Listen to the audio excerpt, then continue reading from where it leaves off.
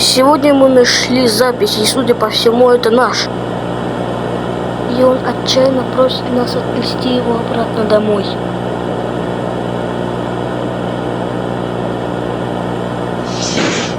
Отряд, пожалуйста, вытащите меня отсюда. Я здесь не продержусь. Пожалуйста, я чувствую, как за мной кто-то следит. Пожалуйста, помогите мне. Умоляю вас. Пожалуйста, помогите мне. Пожалуйста.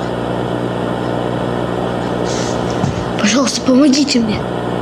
В итоге он сошел с ума, и нам пришлось посадить его в камеру.